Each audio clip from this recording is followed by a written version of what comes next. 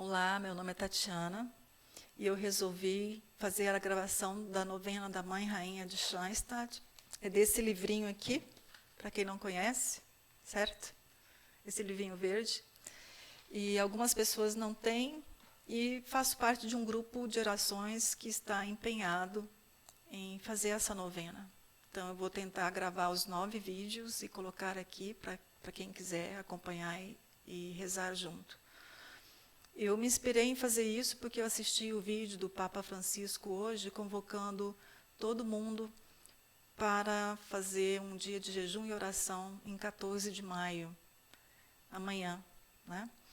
E esse vídeo me comoveu muito, porque o Papa Francisco, ele tem uma coisa que eu gosto muito, ele tem uma abertura para o diferente. Ele não pensa nessa ou naquela religião, nessa ou naquela nacionalidade. Não, ele convocou o mundo inteiro, cada um com sua crença, cada um do seu jeito, para todo mundo junto, em oração, ao seu modo, pedir o fim da pandemia. Então, eu gostaria de dedicar essa novena a esse propósito, mas eu não posso deixar de fazer um depoimento meu, uma coisa que eu sinto. Ninguém precisa sentir igual, né, eu entendo. É quase um desabafo meu. Todas as vezes que eu vejo essas notícias terríveis, né, do coronavírus, eu fico muito condoída, muito sofrida, né, todo mundo vivendo um momento de muita ansiedade, de muita incerteza. Mas quando eu ouço as pessoas pedirem o fim da pandemia, eu confesso que eu sinto uma pontada no coração, porque eu tenho medo que a pandemia acabe e o mundo volte a ser um lugar de tanta desigualdade, de tanta injustiça, de tanto sofrimento, de tanta exploração, de tanta miséria. Eu trabalho no meio das pessoas mais pobres possível, pessoas que não têm praticamente nada. E, enfim, o que eu queria pedir para vocês, do fundo do meu coração, é que a gente pensasse junto o que a gente gostaria que acabasse de fato. Porque simplesmente acabar a doença e todo mundo continuar com a doença do pecado, do vício, da injustiça, da exploração humana, da escravidão humana, do abuso em todos os sentidos, do crime em todas as formas. Eu acho que continuar daquele jeito é muito, muito triste. É um mundo muito difícil de se viver. Então, eu rezo mais do que com a intenção de terminar essa pandemia. Eu rezo para que a gente consiga, de fato, viver uma autotransformação. Que a gente consiga evoluir como seres espirituais, que eu acredito que nós somos. Então, eu sempre me pergunto, o que Deus quer de nós? Por que tudo isso está acontecendo? Se Deus é um Pai amoroso, se Deus é um Pai que cuida dos filhos, por que essa tragédia está acontecendo? O que a gente precisa aprender com tudo isso?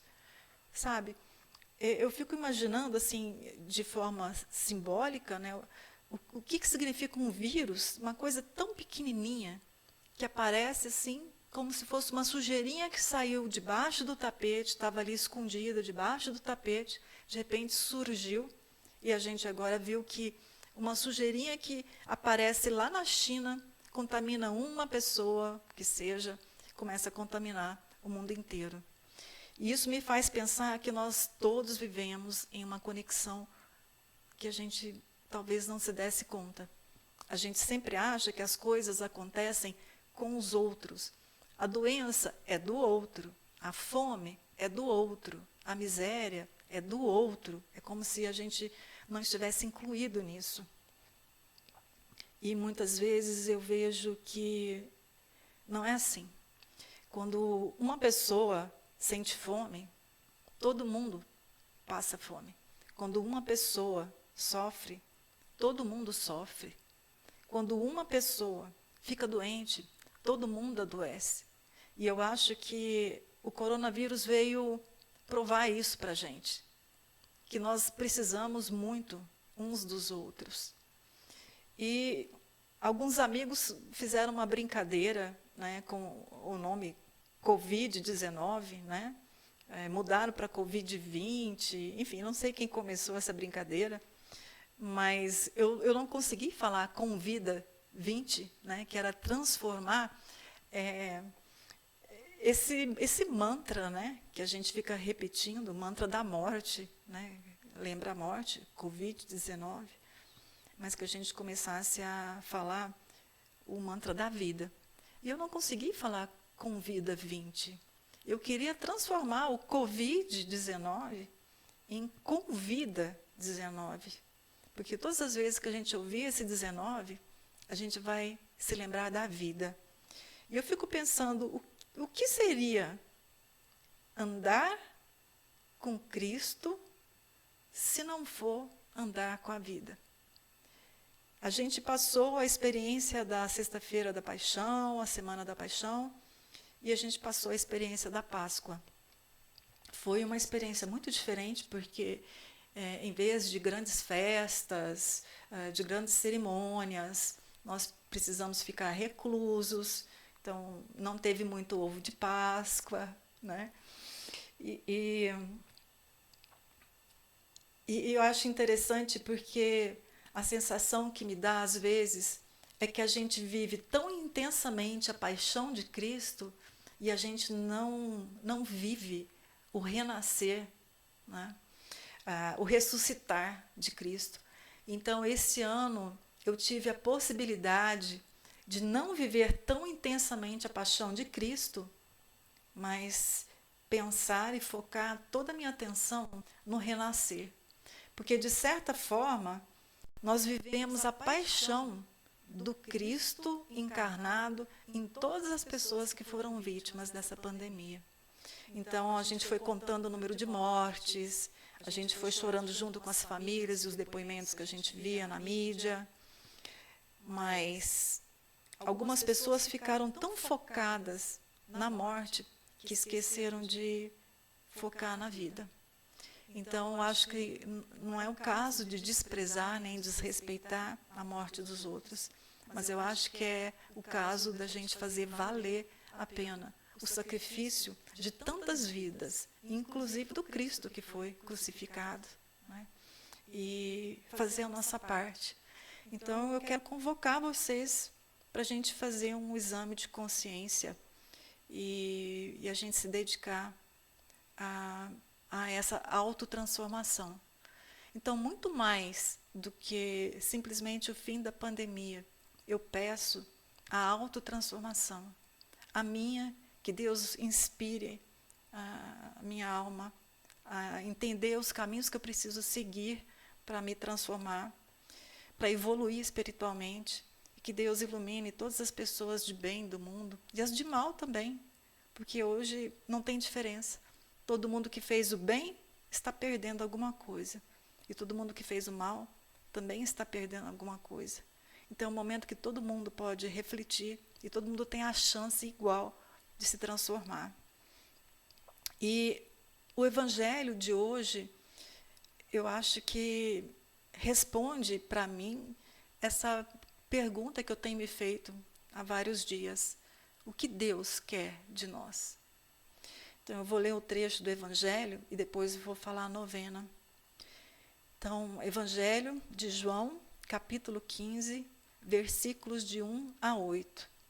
Naquele tempo, disse Jesus a seus discípulos: Eu sou a videira verdadeira e meu Pai é o agricultor.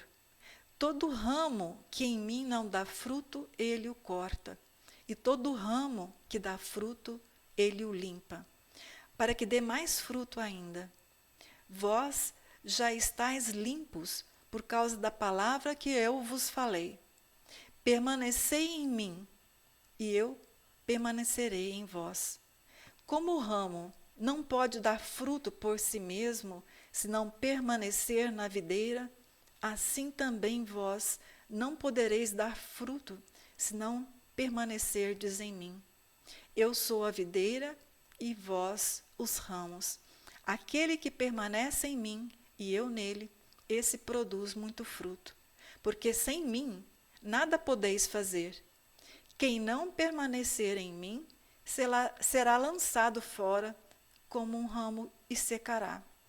Tais ramos são recolhidos, lançados no fogo e queimados.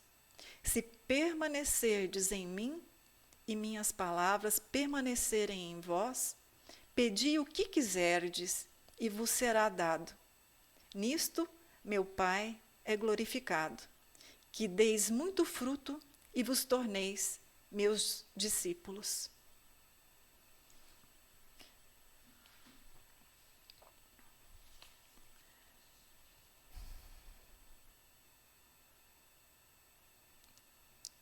Esse minuto de silêncio, acho que foi para internalizar essa mensagem que eu entendo como sendo tão forte. Em nome do Pai, do Filho, do Espírito Santo. Amém. Prefácio.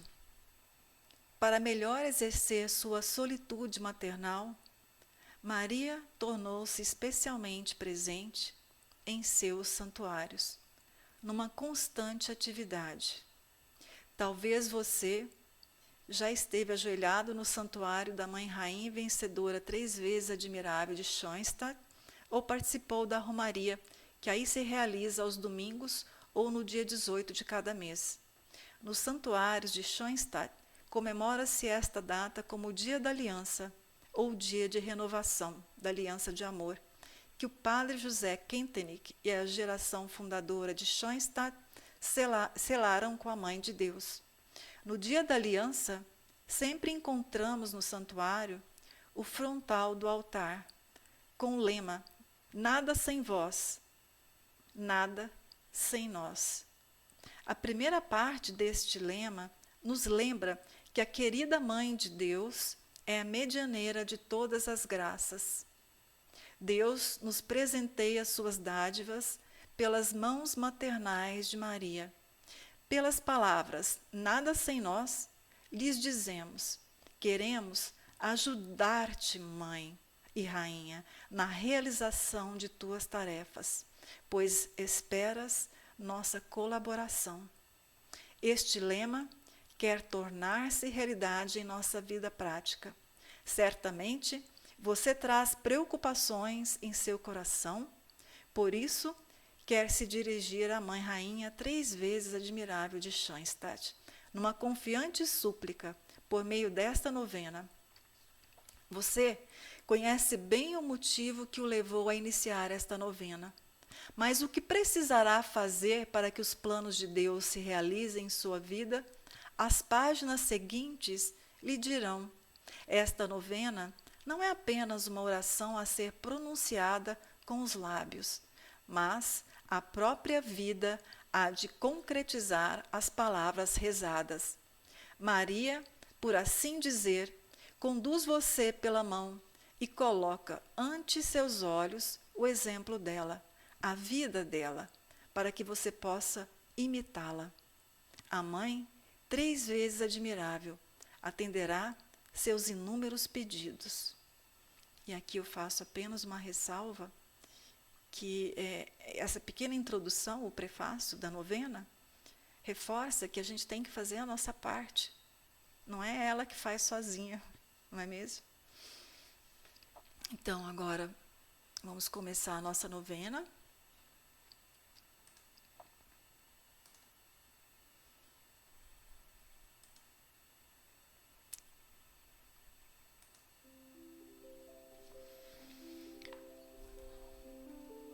Então, gostaria de pedir a cada um que fizesse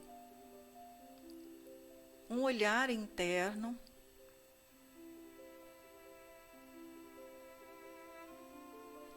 e pedisse iluminação para que Deus nos indique quais são as ações transformadoras que a gente precisa realizar para que realmente essa pandemia termine. querida mãe, rainha e vencedora, 3 vezes admirável de Schoenstatt. Com ilimitada confiança, aproximo-me de ti, para receber o teu auxílio em minha grande aflição, pois teu divino Filho, na cruz, deu-me a ti como minha mãe, dirigindo também a minhas palavras. Eis aí a tua mãe, e a ti ele disse, eis aí teu filho. Que consolo para mim receber-te por mãe. Por isso, dirijo-me a ti, no meu grande sofrimento. Bem conheces minha pesada cruz. Peço-te, confiante, que me ajudes, ó grande mãe e rainha 3 vezes admirável de Schoenstatt, pois nunca se ouviu dizer que tenhas abandonado algum filho teu, que buscou refúgio em ti. Tu mesma sentiste o peso e a aflição da vida.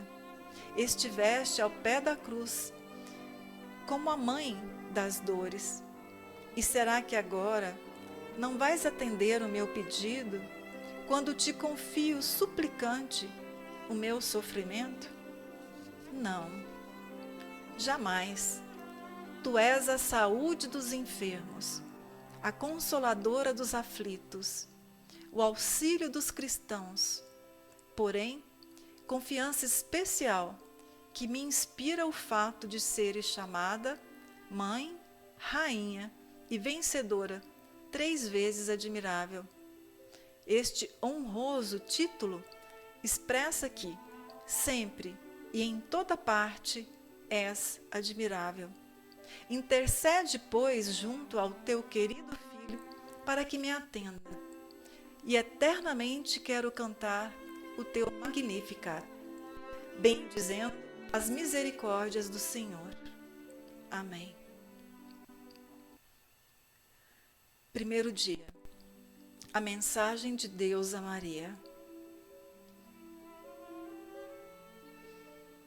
O anjo do Senhor anunciou a Maria e ela concebeu do Espírito Santo. Desde séculos, os sinos das igrejas e capelas nos anunciam em voz alta este mistério. Eles nos lembram, 3 vezes ao dia, o início de nossa salvação. Contemplemos a hora da anunciação. Quanta luz deverá ter inundado a Santíssima Virgem? Quão grandes mistérios Deus lhe confiou. A vinda do Messias está próxima e Maria, que se sentia tão pequena e insignificante, haveria de tornar-se a sua mãe. Alegre emoção deve ter se apoderado dela pelo fato inaudito de que o eterno Filho de Deus quis tornar-se homem. Mas será que este acontecimento significou para Maria somente felicidade e alegria? Certamente não. Sabemos que esta hora inclui também o prenúncio de um extraordinário sofrimento. Contudo, na Anunciação, a Virgem Santíssima apenas imaginava sem clareza ou detalhes a abrangência do sim que pronunciara. Porém, ela conhecia as passagens da Sagrada Escritura que falam sobre o Messias. Pelo preço de sofrimentos dolorosíssimos, ele iria redimir o mundo mergulhado na culpa e no pecado. Não deveria, então, sua mãe predispor-se a um mar de sofrimentos? O anjo do Senhor saudou Maria. Deus saudou Maria. Em sua vida, certamente Deus ainda não enviou um anjo para saudar você e trazer-lhe mensagens. Quem é que lhe trouxe mensagens? Nem sempre são mensagens bonitas ou positivas. Talvez uma pessoa conhecida, um parente, um filho, um amigo, com uma notícia que talvez abale sua felicidade por toda a vida. Ou você ficou sabendo que certas pessoas difamaram a sua honra, falando coisas negativas a seu respeito, ou comunicam que você será dispensado do emprego, que seus bens materiais estão em perigo, ou que você foi traído. Talvez tenha recebido a notícia da morte de uma pessoa que é importante para você, ou quem sabe, esteja esperando ansiosamente a melhora de saúde de algum de seus familiares. É possível também que um sentimento de culpa esteja sufocando a sua alma. Quantas coisas podem estar afligindo sua vida neste momento? Dificuldades e provações exteriores e interiores. Situações desafiadoras que fazem parte da vida. Não diga, então, que o bom Deus não lhe envia um anjo, nem lhe envia mensagens. Ajoelhe em silêncio diante do seu Deus, como Maria diante do anjo, e reflita. Nada vem por acaso. Tudo provém da bondade de Deus. Sua cruz, seja qual for, não é uma saudação de Deus, uma mensagem do Pai para você, como a seu filho? Não estará o anjo do Senhor em sua frente, aguardando, esperando o seu sim, como aconteceu com Maria? Seu sofrimento tem um sentido profundo. Desde que Cristo sofreu sobre o Gólgota, também nós somos inseridos em sua morte. Precisamos sofrer com Ele, pela salvação dos outros e por nossa própria salvação. Portanto, incline-se ao assento de Deus. Acredite cegamente que Ele saúda você por este sofrimento e procure aceitá-lo como mensagem do céu. Procure crer também que justamente nesta situação, Deus não o abandonou. Ele está a seu lado, bem perto de você.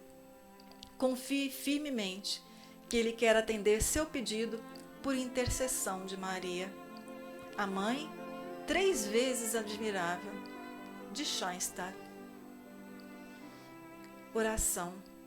Querida Mãe, Rainha e Vencedora 3 vezes admirável de Schoenstatt, tu trilhaste os escuros caminhos da fé e sempre te inclinaste aos desejos e à vontade de Deus. Ajuda-me a descobrir, na minha cruz e no meu sofrimento, o amor paternal de Deus. Intercede por mim nesta minha grande aflição e alcança-me esta graça, se assim corresponder aos planos de Deus. Amém. Aplicação. Procure prestar atenção a todos os pequenos acontecimentos do dia e considere-os como uma saudação de Deus. Eu acho que o recado foi dado para todos nós. Eu espero que a gente consiga realmente colocar em prática a atividade do dia. E eu vou rezar uma Ave Maria para todas aquelas pessoas que estão doentes, pelas pessoas que são próximas de pessoas que estão doentes, seja qual for o tipo de moléstia, de sofrimento que elas estão passando. Ave Maria, cheia de graça, o Senhor é convosco. Bendita sois vós entre as mulheres, bendito é o fruto do vosso ventre, Jesus. Santa Maria, Mãe de Deus, rogai por nós, pecadores, agora e na hora de nossa morte. Amém. Em nome do Pai, do Filho, do Espírito Santo. Amém.